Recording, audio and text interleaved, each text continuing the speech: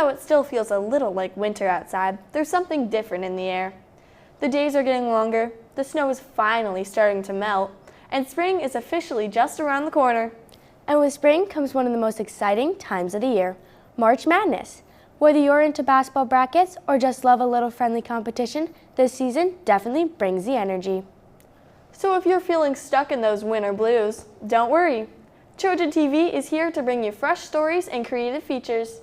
Today's show takes us from an inside look at a spectacular science classroom, to robots in action, to a book tournament kicking off in the LMC. And we're officially launching our 6th grade DMCE silent film series. Trojan TV starts now.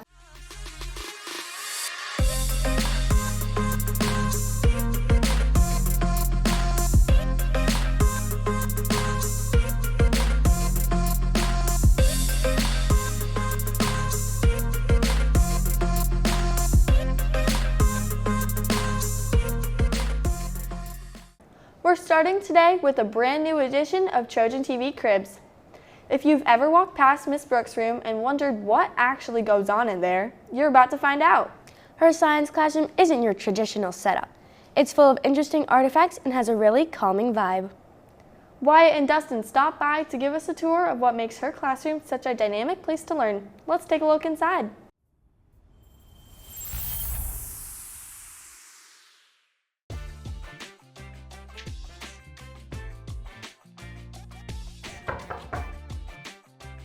Hey, I'm Mrs. Brooke. Welcome to my crib.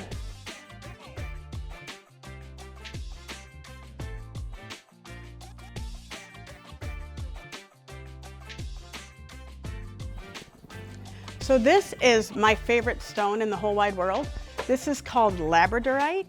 If you look at it, it has an iridescence to it. It comes in many different colors, iridescence. It can be purple, it can be blue, it can be orange, it can be yellow. It's found in Labrador, Canada. That's why it's called labradorite. They also have it in Madagascar, and we can actually find it in the United States in Oregon. But I love it because that iridescence. So because I don't have windows in my room, I decided that plants were my favorite thing to have in here. This plant actually started, 25 years ago. So it's actually older than my son and older than you. My favorite plant though would have to be this one here, which was from Landon Marquardt, and it's 3 years old because he gave it to me in 6th grade and he's now a freshman in high school. And it's the only cactus I've ever been able to keep alive. So some of the things that I like to have in my classroom are things that I can show students. This is a horseshoe crab, which technically isn't a crab at all. It's actually more related to the spider than anything else. They are over 440 million years old, and they've actually survived the mass extinction of dinosaurs, and they've survived other mass extinctions. So I have a very large one. I have a mama one. And I'll just show you one of them. I have two maybe teenager, middle school ones. And then I do have a very tiny one. That is a little tiny baby guy. So we have different age levels and different ones that you can see. And finally, I have one last thing I'd like to show you. There's a couple of these. Does anybody know what this is? This is actually called a coprolite. These are fossilized, these two specifically, are fossilized turtle poop, which I know is a little strange, but remember, fossils are rocks, so there is no longer any kind of feces inside of this. But this seems to be the one thing that kids love to look at. Thanks for visiting my crib. Wow, Miss Brooke has some really cool stuff in her room. She sure does. And our next story takes us into another room full of activity and competition. Robotics is one of those classes where problem solving really comes to life. Things don't always work the first time, but that's part of the process. And when the robots finally complete a challenge, that's when all the teamwork and persistence really pays off. Let's find out more about Mr. Harbold's robotics class in this week's Classroom Spotlight.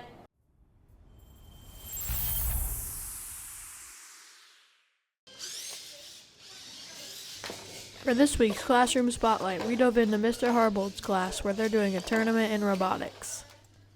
We are designing robots to play a game called Pushback.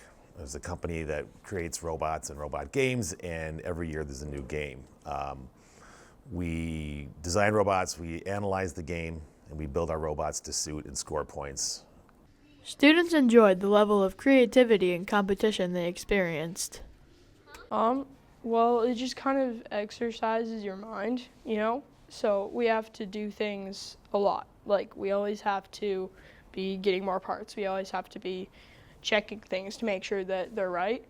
So it helps with, like, things like problem solving, like you said. And because, like, you have to, like, look and see what the problem is. So it helps you identify the problem, but it also helps you learn how to solve it, right? 3, 2, 1, go.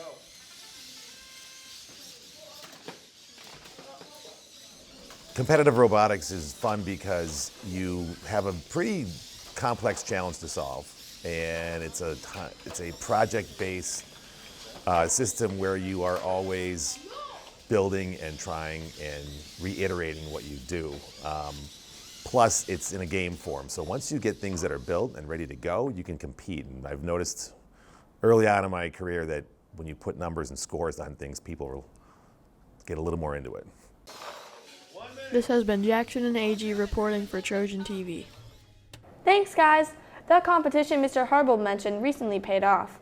Last Friday and Saturday, the EMS Combat Wombats competed in the VEX Middle School State Finals tournament.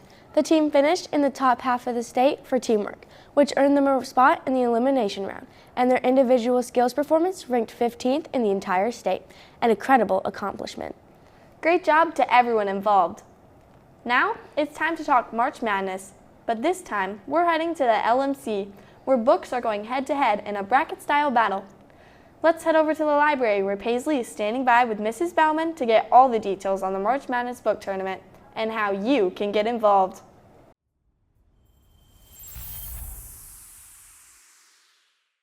I'm Paisley, and I'm live on location with Mrs. Bauman to talk about the March Madness book tournament. Can you tell us about the March Madness book tournament? I sure can. This is a tournament that I host yearly, and it's to get students talking about books and to get them excited about books. And it's pretty much 16 books that come together at the start of the tournament that are voted on, and then we get our tournament champion come early April. How do you choose your books? Oh yeah, great question. So we definitely usually like to include some books that are very popular. So books that are circulating well or in mainstream media. For example, Percy Jackson, the TV show is very popular right now. Demon Slayer, that graphic novel, that Netflix series, super popular. But we also like to bring in some other stories that are just awesome that might not get as much love from our patrons. And they easily can give these books a run for their money because they're awesome as well. Is there anything else you want to tell us about this tournament? You know, I think I love this tournament because it gets students and teachers talking about books. It's a great conversation starter to say, hey, which book do you have slated to win it all? Or I have students that pop into the library and they're like, my book just got eliminated, from this round. So it's always exciting just to know that kids are talking about books, and hopefully this tournament's going to inspire some kids to come down and check out some books and read these stories. Yeah. Come check out the March Madness book tournament happening now in the LMC. Reporting for Trojan TV, this is Paisley Lauer. That contest sounds like a lot of fun. It sure does. And you can catch every bracket shakeup and the winning title as the tournament advances round by round on our morning news program, Trojan TV Live. Now it's time to officially launch our 6th grade DMCE silent film series right here on Trojan TV. These students have been working behind the scenes, writing, filming, and acting in their own silent films, and that takes some serious creativity. From exaggerated expressions to creative camera work and sound effects, every detail matters. So grab your Friday popcorn, sit back, and prepare to be entertained by the first set of the films chosen for the series.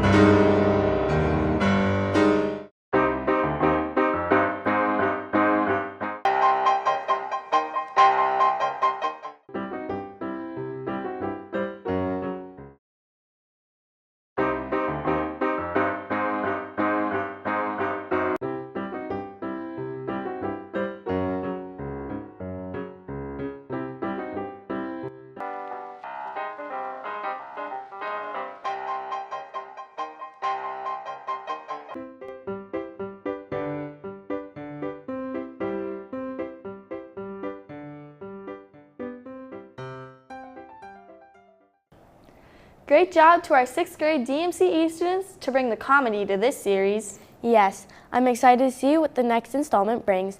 It's fun to watch all the creativity put into the films. And don't forget, you can catch more silent films, news features, and other creative content on our YouTube channel, Trojan TV East. Have a great weekend, Trojans. Bye! I've definitely felt like that running late to class. Yeah, and I've definitely tripped at least twice.